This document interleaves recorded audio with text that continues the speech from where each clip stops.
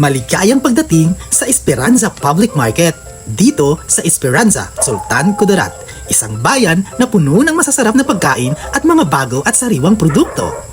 Ngayon, tutok tayo sa isa sa pinakapopular na panghimagas sa Pilipinas, ang halo-halo. Sa merkadong ito, makikita ang iba't ibang halo-halo stalls na tunay na paborito ng mga lokal. Isang espesyal na tampok ng mga halo-halo dito ay ang sariwang sangkap na ginagamit, mula sa pinya, saging, at munggo hanggang sa mga espesyal na gatas at shaved ice. Bawat tasa ay puno ng lasa at saya.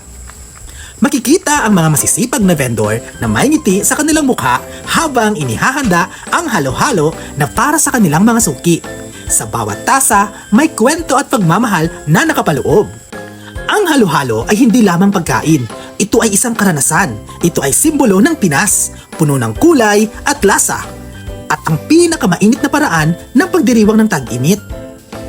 Kaya, sa susunod na bisita mo sa Esperanza Public Market, huwag kalimutang tikman ang mga halo-halo na tiyak na magpapasaya sa iyong araw. Tara na! Maghalo-halo tayo!